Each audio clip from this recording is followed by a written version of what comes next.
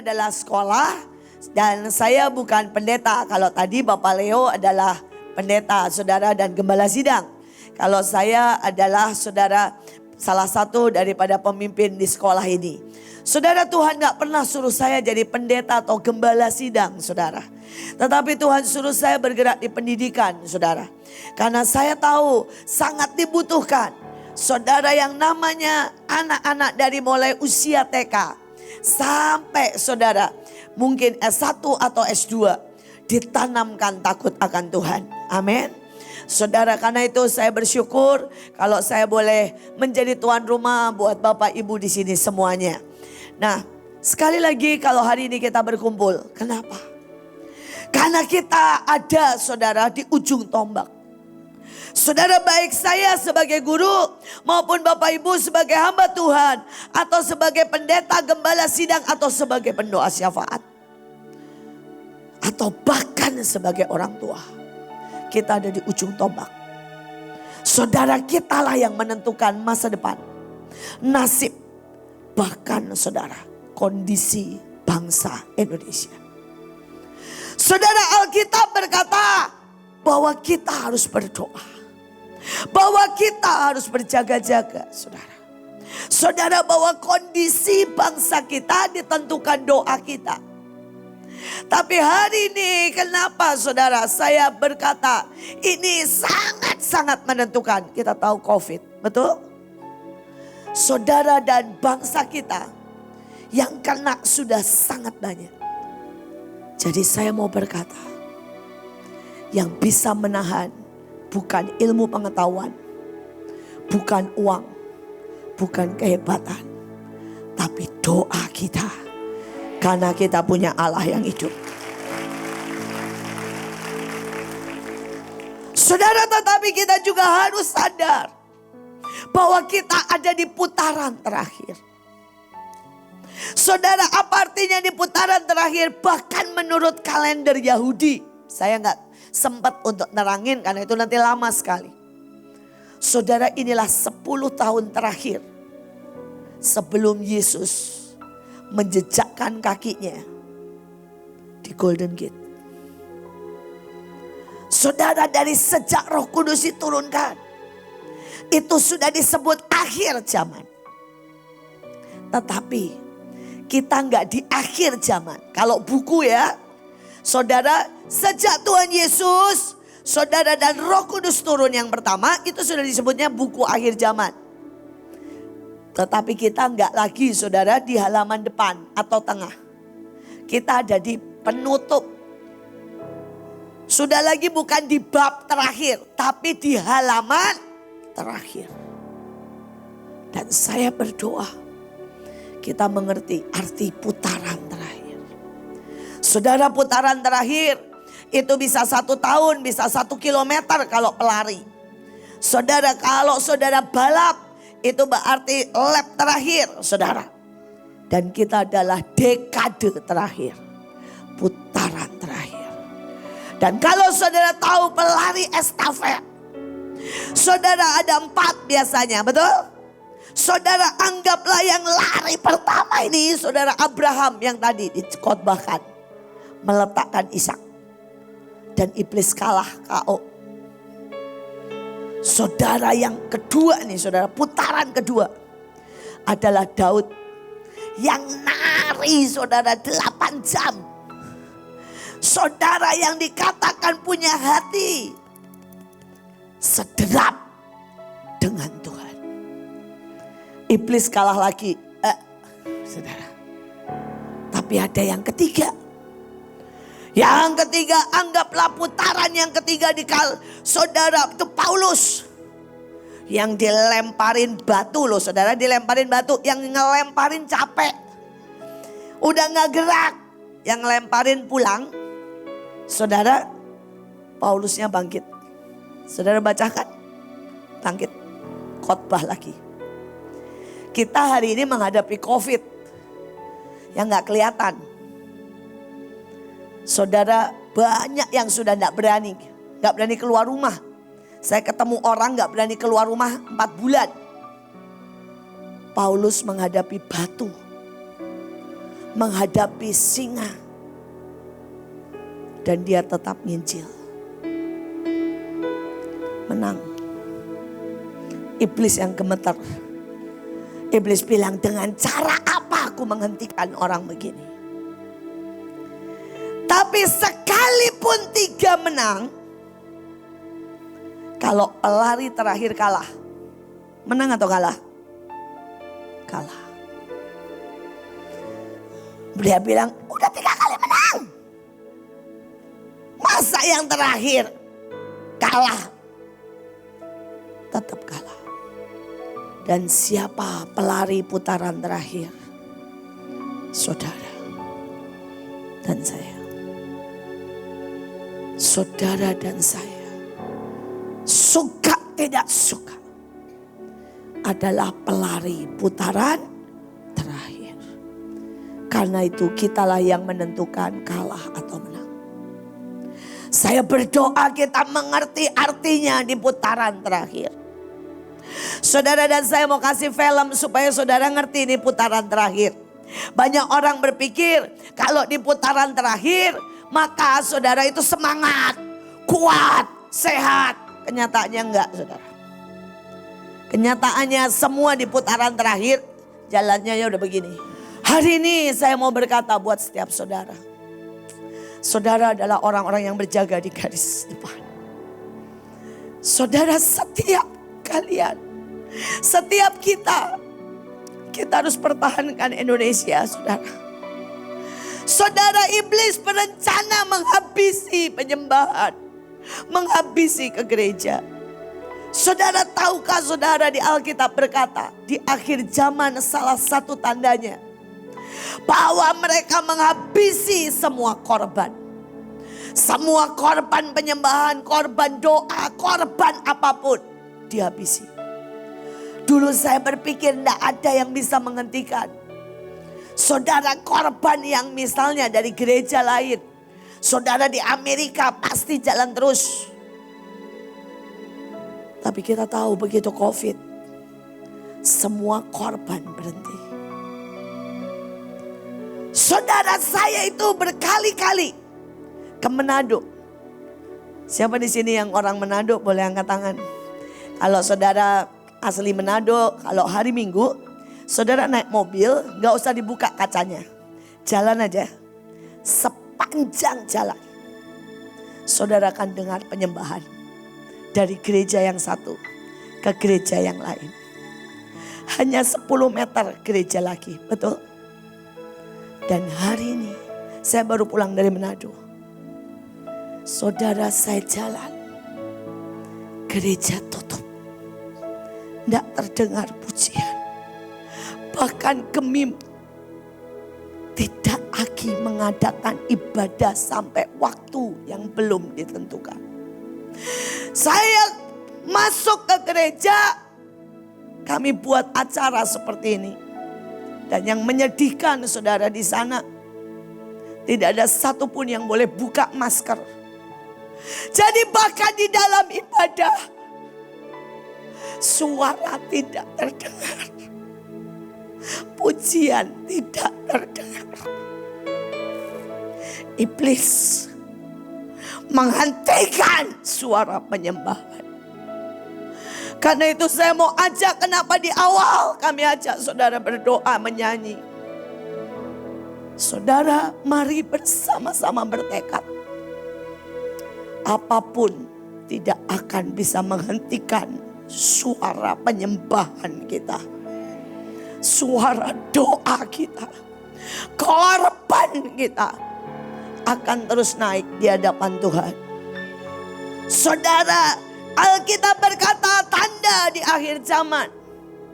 Salah satunya adalah mereka akan meniadakan perayaan hari raya. Saudara, dan secara perayaan orang Yahudi, tanggal 19 kemarin adalah Rosh Hashanah. Dan 29 nanti Yom Kippur. Itu adalah hari tahun baru dan hari pemeteraian.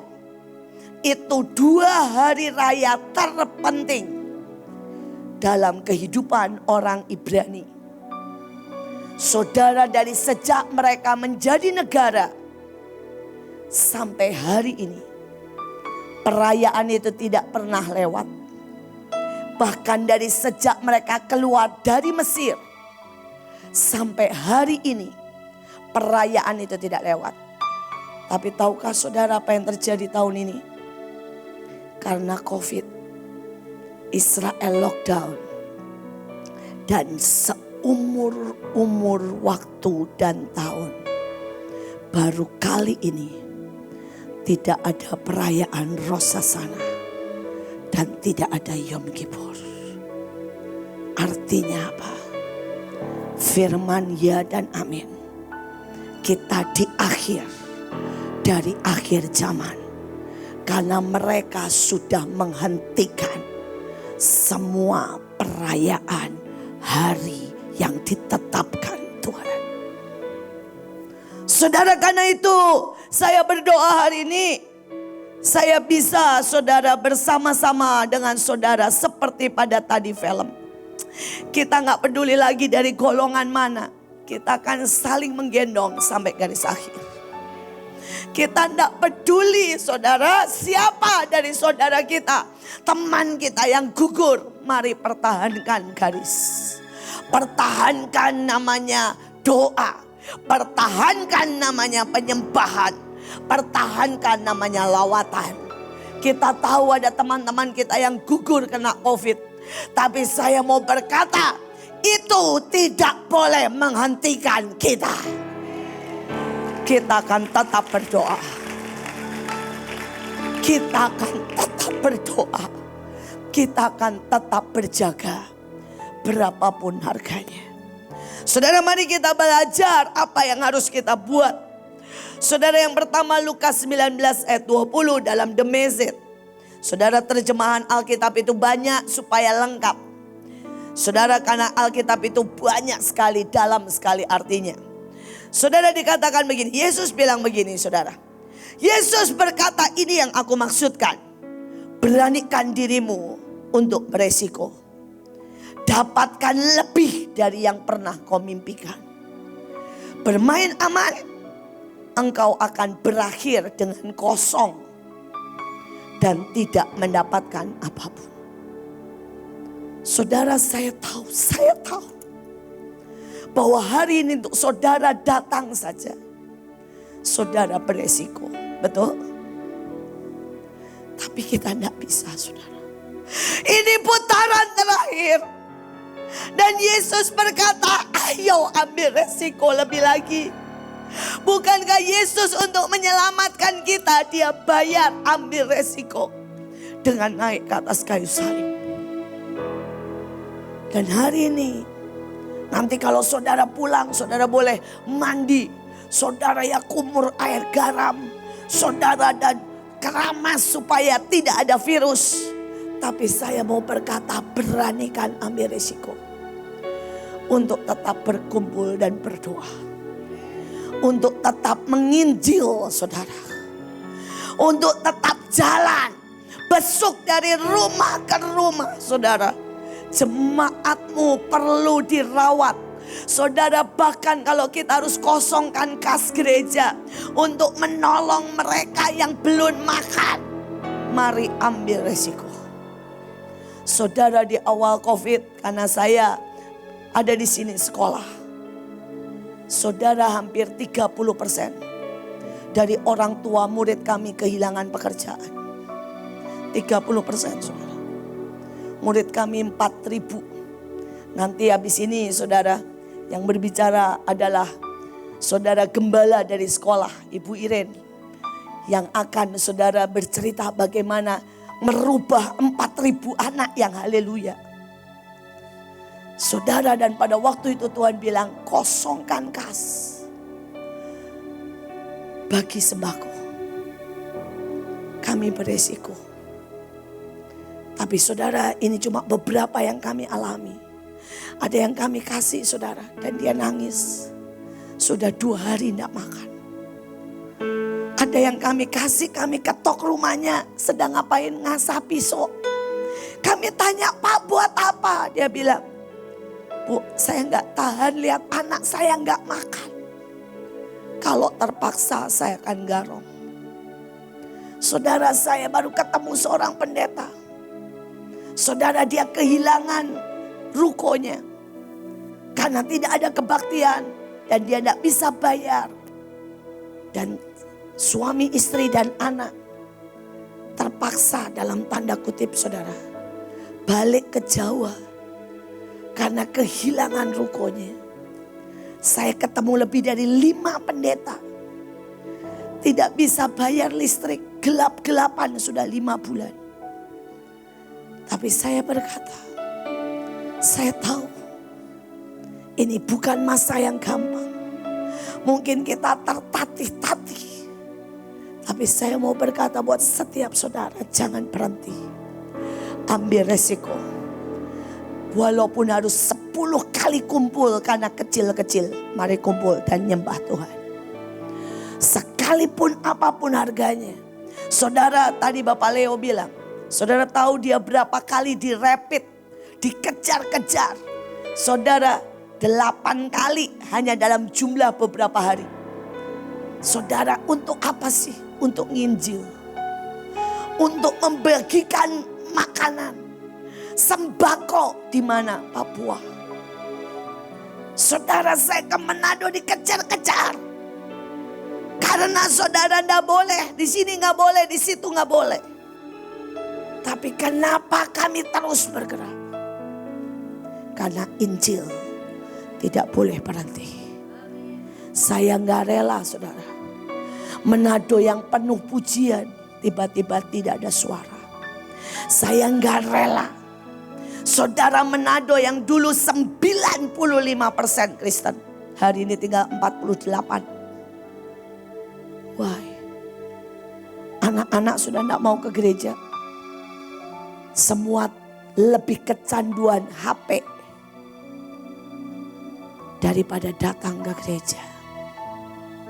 Dan saya berdoa hari ini, biar kita semuanya ambil resiko.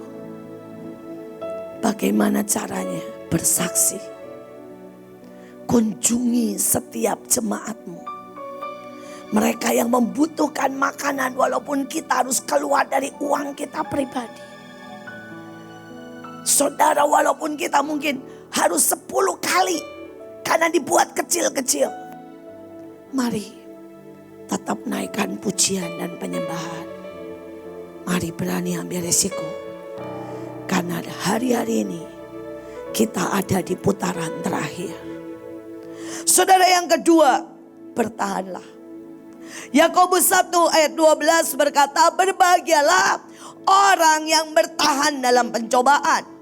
Sebab apabila ia sudah tahan uji, ia akan menerima mahkota kehidupan yang dijanjikan Allah kepada barang siapa yang mengasihi dia.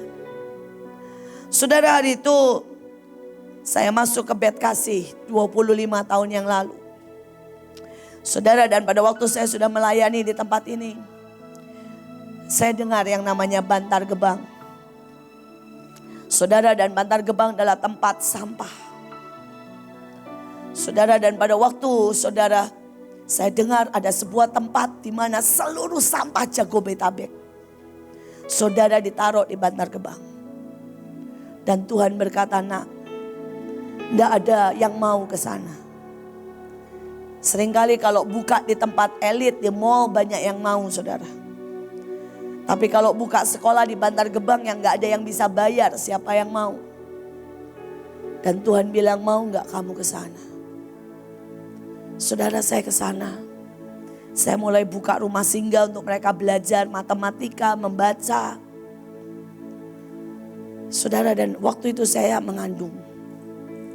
Dan waktu saya ke dokter, saudara, dokter berkata, Bu, anak ibu ada masalah.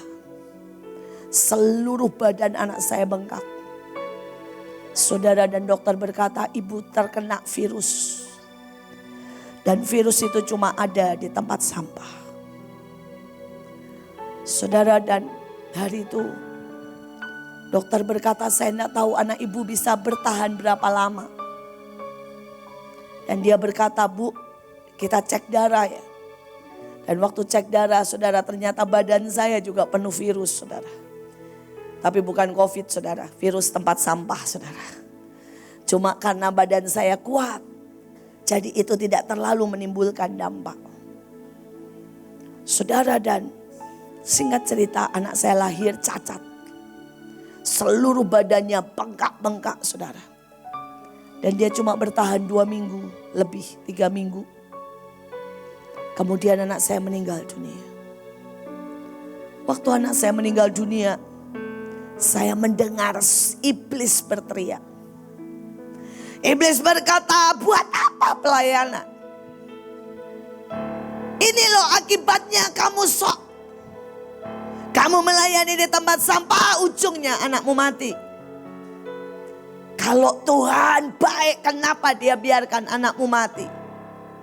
Kalau Tuhan berkuasa, kenapa dia biarkan anakmu tidak sembuh?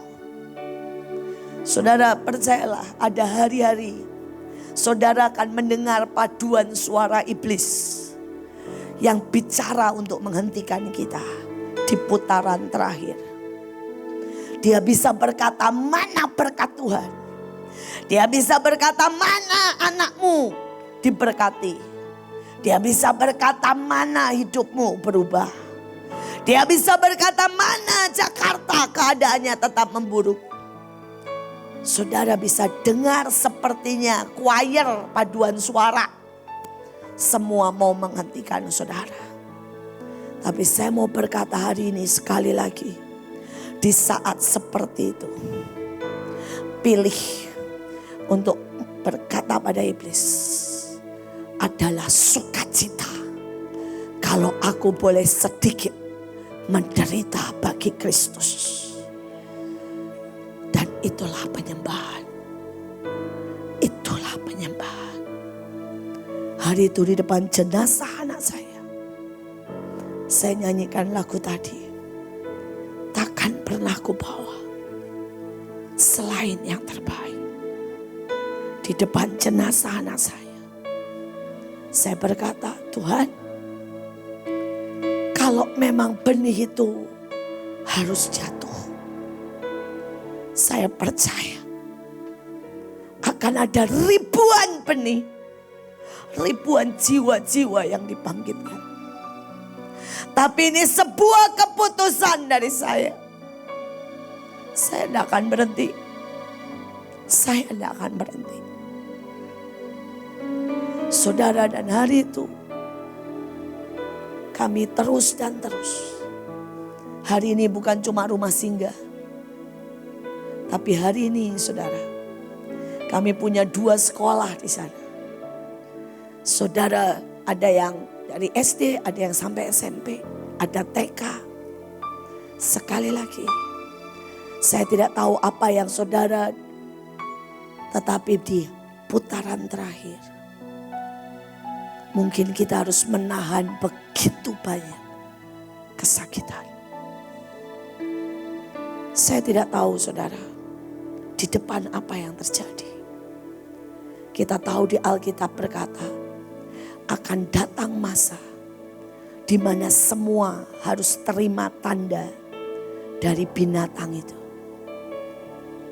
Dan kalau kita tidak terima tanda, kita tidak bisa makan. Kita tidak bisa pergi. Saya berharap saudara mengerti apa yang sedang terjadi. Saya berharap. Karena kita di ujung daripada akhir zaman. Ada antikris.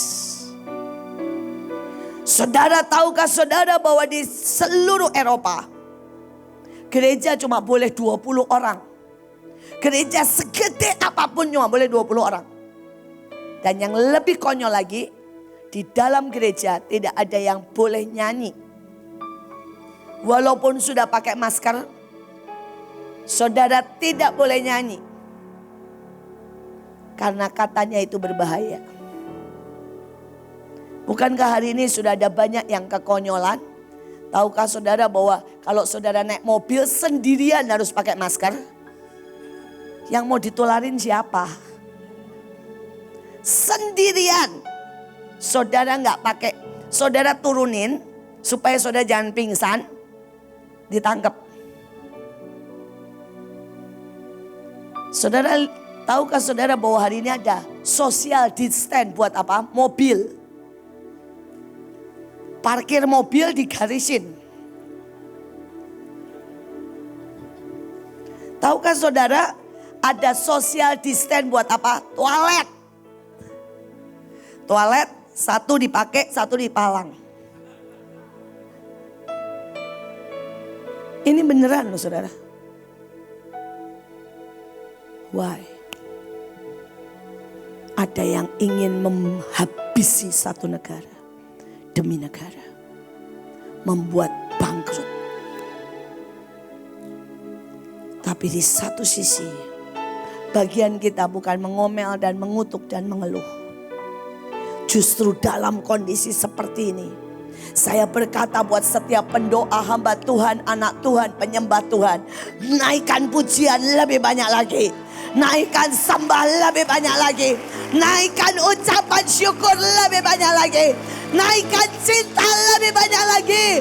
Naikkan penginjilan lebih banyak lagi. Sampai kita tidak terhentikan. Kita akan buat seluruh Indonesia penuh dengan penyembahan. Saudara yang ketiga.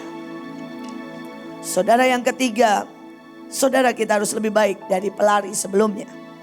Ibrani 11 ayat 40-12. Sebab Allah telah menyediakan sesuatu yang lebih baik bagi kita. Tanpa kita, mereka tidak dapat sampai kepada kesempurnaan. Saudara, artinya yang ke-1, kedua, ketiga. Walaupun dia sudah menang, dia berkata lebih baik nak lebih baik. Tahukah saudara ada banyak hamba Tuhan mendapat penglihatan. Saudara di atas para rasul. Saudara Petrus, Paulus, bahkan para pendahulu kita.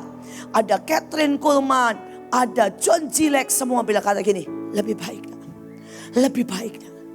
Lebih sungguh-sungguh nak. Lari nak lebih kencang. Saya mau kalau saudara lihat di sebelah sana. Kami tempel saudara yang pasti gak kebaca kalau mata kayak saya. Saudara itu dari atas. Saudara ada banyak tokoh-tokoh. Ya, itu cuma untuk mengingatkan. Saudara bayangkan hari itu ada yang namanya Dowi saudara. Saudara Dowi itu di zaman dia ada seperti COVID, lebih parah lagi. Karena sehari di satu negara yang mati bisa 20.000 satu hari. Saudara di satu negara. Tapi hari itu pendahulu kita. Saudara dia tidak tinggal di rumah. Dia turun ke jalan. Dan dia doain semua yang sakit. Hari pertama belum terjadi banyak. Tapi kemudian hari kedua 3-4 orang lagi turun doain. Saudara hari kelima lebih banyak lagi yang turun. Dan saudara tahu hanya dalam waktu 2 minggu. Tulah itu berhenti total. Bukan karena obat. Karena anak Tuhan jalan dan berdoa. Itu pendahulu kita. Saudara ada lagi namanya John Gillek. Saudara di zaman dia juga ada tulah. Saudara bahkan istrinya mati. Dan dia mulai doa, nangis, dia bilang Tuhan tunjukkan sampai istrinya bangkit saudara. Dan setelah istrinya bangkit, dia umumkan siapapun yang mau didoakan. Saudara itu boleh datang ke rumahnya free. Saudara dan yang datang ribuan dikasih makan. Didoakan sampai mereka gak sempat tidur. Saudara, dan karena itu sekali lagi hanya dalam 1 bulan saudara semua wabah berhenti. Itu pendahulu kita. Saudara ada yang namanya Catherine Kuhlman. Saudara tercatat 1 orang. Setiap kali habis doain sembuh, ditulis. Satu orang menyembuhkan dengan doa 3 juta. Sampai dia meninggal. Itu pendahulu kita. Dan hari ini Kathryn Kuhlman sedang berkata pada Bapak Ibu, kamu lakukan yang lebih besar, Bu. Kalau saya sembuhkan 3 juta, kata Kathryn Kuhlman, Ibu sembuhin 6 juta ya. Nah, dia bilang sama ibu ini, John Gillette mungkin yang datang. Buka rumahmu ya, kayak rumah saya dulu. Kasih makan dan doakan. Mungkin Dowi datang ke Bapak dan berkata, melangkah aja Pak. Mulai doain tetangga yang sakit. Seperti aku dulu. Saudara dan pendahulu kita. Ada jutaan. Ada Evan Robert yang sehari berdoa 5 jam. Saudara ada Smith yang setiap saudara 1 jam. Saudara dia deklarasi baca firman keras-keras. Saudara ada Maria Etar yang kalau berdoa saudara, maka radius 2 kilometer semua merasakan Tuhan. Dan saya mau berkata, saya belum nyampe begitu. Saya belum bangkitin orang mati, belum. Tapi saya sedang berkata, Tuhan, kalau Engkau berkata, Engkau akan melakukan pekerjaan yang lebih besar dari Yesus lakukan, maka saya percaya itu. Saya percaya itu. Walaupun saya belum melihatnya. Saya belum. Saya bahkan mungkin tidak bisa bayar seperti Smith. Seperti saudara semua yang lain. Tapi saya mau percaya. Dan biar itu dihitung sebagai kebenaran. Saya berdoa. Biar Bapak Ibu hari ini menangkap api ini. Dan saudara berkata, saya bergerak. Saya nggak akan diam. Karena saya, destiny saya, nasib saya, penentuan Allah lebih baik dari pendahulu kita. Amin. Loh, Yesus sendiri yang ngomong. Kalau engkau percaya, engkau akan melakukan yang lebih besar dari yang aku buat. Betul kan? Itu Yesus kan yang ngomong. Dan ini namanya kitab perjanjian. Bukan kitab sejarah. Kalau sejarah sudah tidak terulang. Kalau perjanjian berarti kita akan mendapatkannya. Saya berdoa. Pulang. Tidak ada yang berkata, siapa saya? Saudara harus bilang, jatah saya. Lebih dari John Gillette. Lebih dari Petrus. Lebih dari Paulus. Lebih dari Kathryn Kuhlman. Karena itu sudah ditulis. Dan itu kehendak Tuhan atas hidup kita. Saudara kita lihat saudara. Yang keempat. Ya. Saudara meninju dengan tepat. Saudara 1 Korintus 9 ayat 26 dikatakan. Sebab itu aku berlari saudara. Ya, aku tidak berlari tanpa tujuan. Aku bukan petinju yang memukul sembarangan saja. Tetapi gusarlah Elisa dan katanya harusnya mukul 5-6 kali. Jangan cuma 3 kali. Saudara pasti tahu ceritanya lah. Saudara Paulus mau bilang begini, ninju tuh yang tepat dan berkali-kali. Bam, bam, bam, bam, bam, sampai kau. Saudara Elisa ngomong yang sama. Kalau mukul tanda profetik. Pukul banyak-banyak. Bam, bam, bam, bam, bam, bam, bam. Jangan. Selesai. Apa artinya? Kalau saudara hari ini bilang, Bu, saya udah berdoa buat COVID, udah teriak, udah deklarasi. Masih nambah. Malah di Jakarta ada peti mati. Gak apa-apa, pukul lagi. Kita akan pukul lebih banyak lagi. Kita akan teriak lebih banyak lagi. Kita akan deklarasi lebih banyak lagi. Sampai semua peti mati hilang dari Jakarta. Saudara, ayo. Kami yang di Bekasi sudah membuktikan. Saudara, pada waktu Juni, saudara, kami mulai bulan Juni, kami tiap hari ada doa di mesbah, saudara. Tiap hari kami berkata kita tahan. Dan saudara, hari itu nol, saudara. Kematian nol, COVID nol, makanya Bekasi buka semua, termasuk mall-mall. Tapi kemudian namanya juga, kami tuh sering kali capek, udah hijau, kami berhenti. Hari ini naik lagi, saudara ya. Hari ini naik lagi. Tapi saudara bilang terus, Bu, ya saya akan mulai lagi sampai nol. Bahkan tidak cuma Bekasi, seluruh Indonesia harus nol. Sekali lagi, jangan menyerah. Saudara, mari mulai deklarasi. Mulai saudara tiap pagi bangun dan mulai angkat tangan berkata, dalam nama Yesus kami minta malaikat Tuhan bergerak seperti badai, seperti api, menghabisi semua virus dan kuman. Saudara, kita bisa berdoa berkata, ada darah Yesus. Bukankah perjanjian darah yang dioleskan di pintu pada zaman orang Israel membuat tidak ada anak yang bisa kena. Dan sekali lagi kami angkat perjanjian darah. Kami sudah minum anggur, tanda darah Yesus. Maka tidak ada yang bisa, yang jahat mengenai kami. Saudara, mungkin saudara bilang, Bu, tapi buktinya ada pendeta yang mati. Gak apa-apa, kita perang lagi, kita pukul lagi.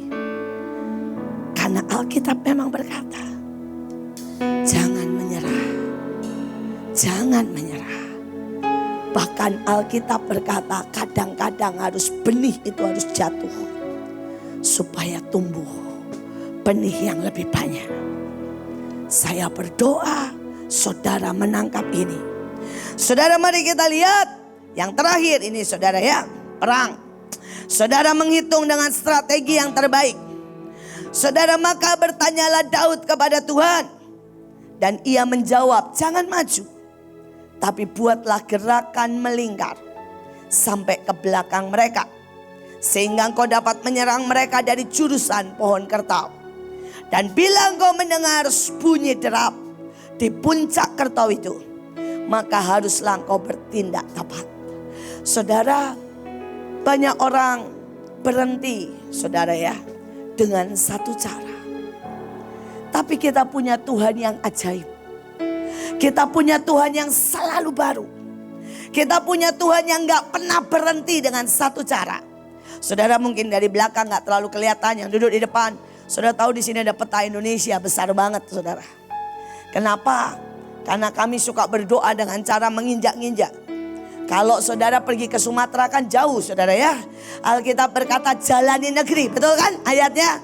Nah, kalau jalanin sungguh-sungguh kan lama. Kalau ini kan enak, saudara. Tuh, saya sudah jalanin Sumatera loh, saudara, cuma 5 langkah. Ya, tapi saya berkata, Tuhan, ini iman saya.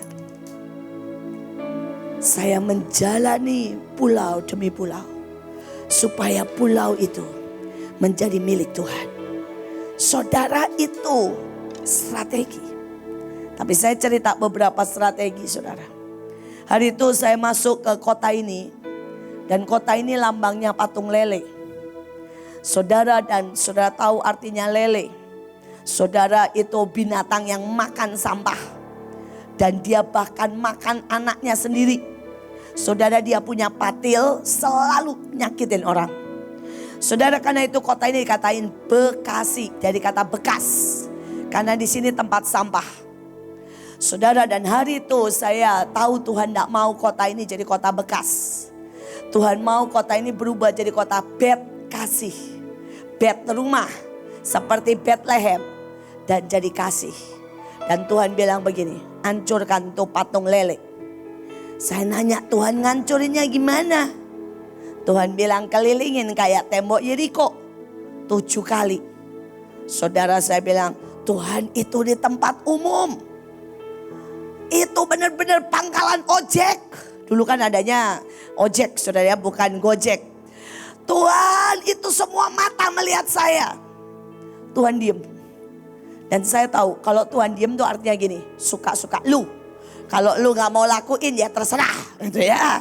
Dan saya gak mau digituin sama Tuhan. Saya tahu saya bersalah karena saya ini harusnya taat. Gak usah pakai berbantah, betul kan?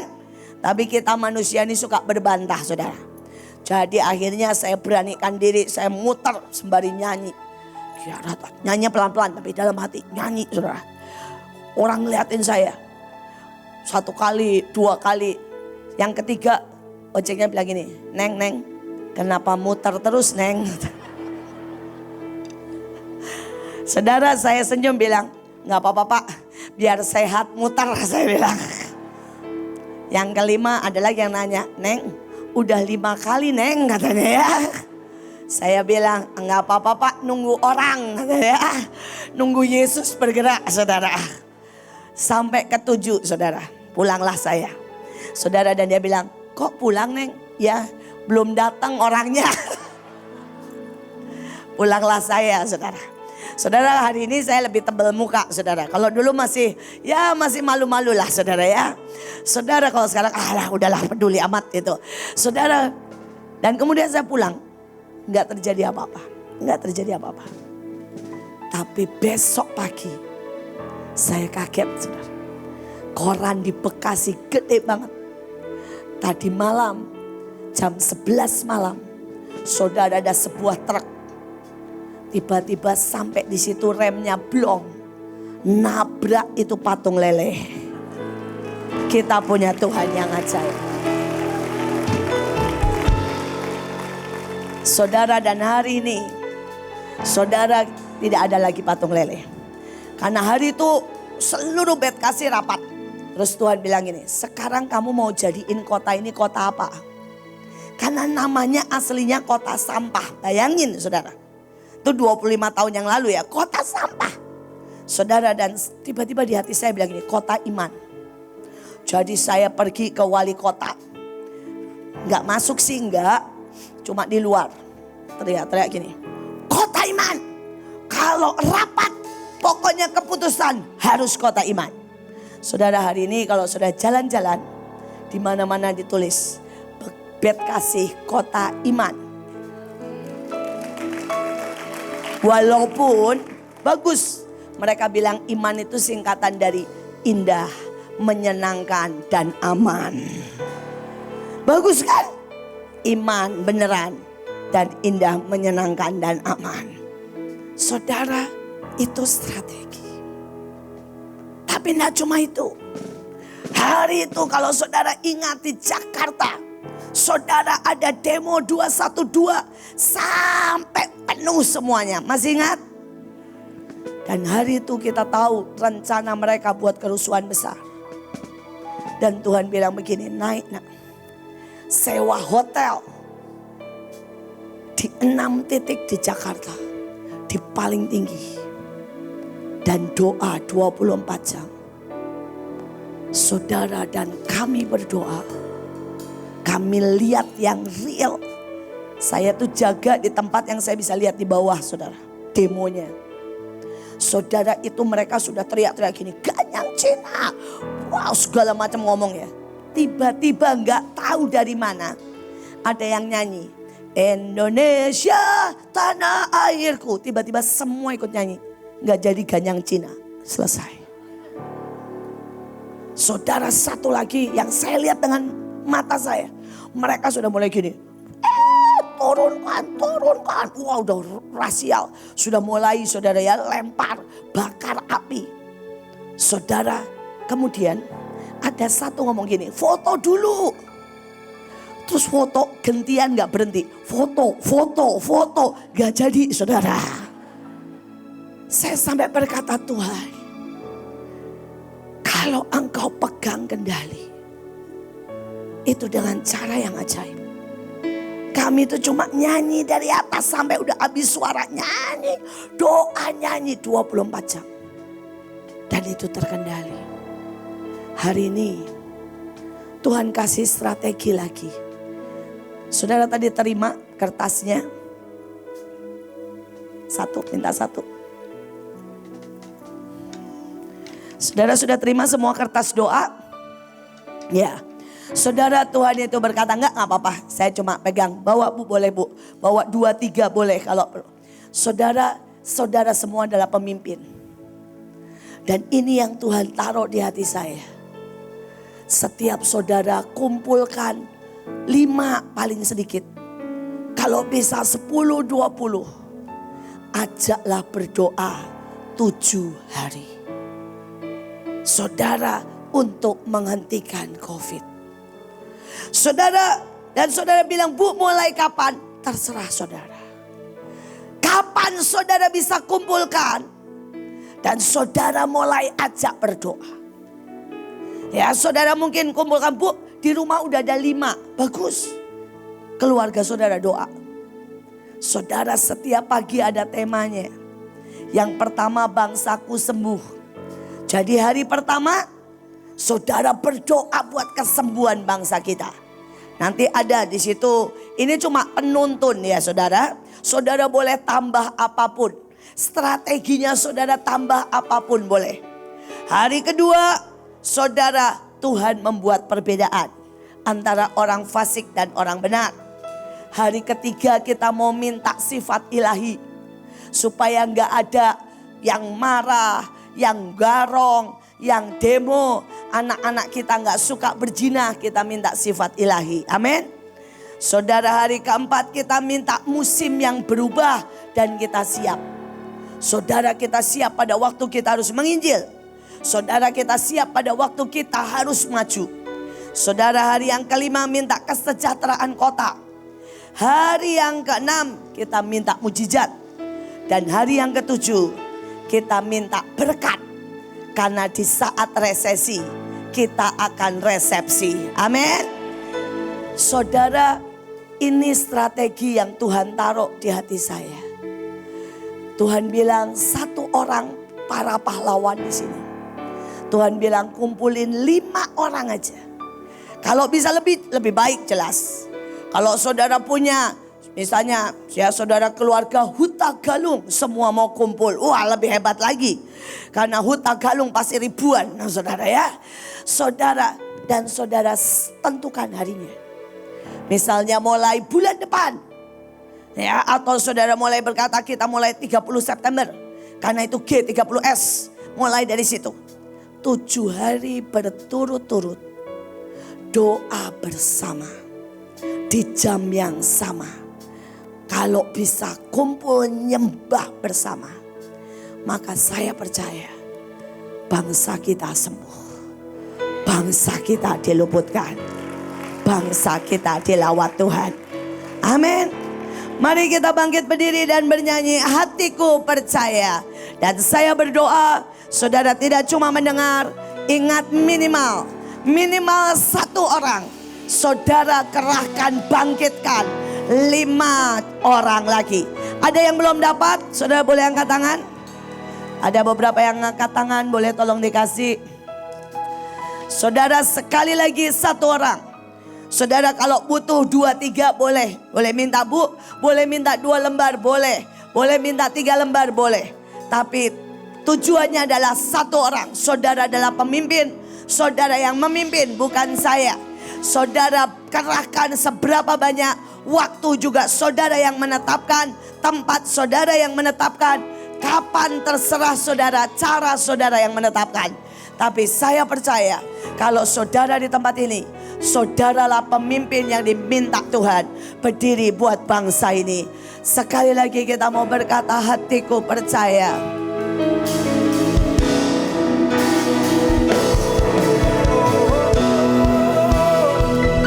Hatiku percaya.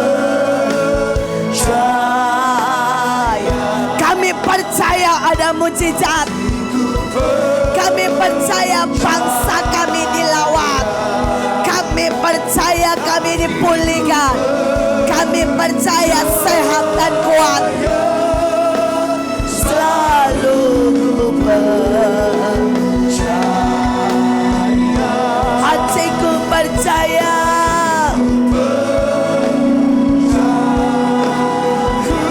Hatiku percaya.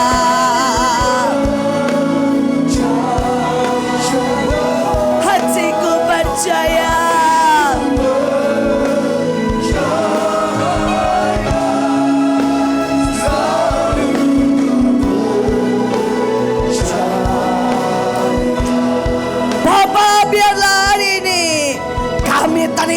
kekuatan yang baru.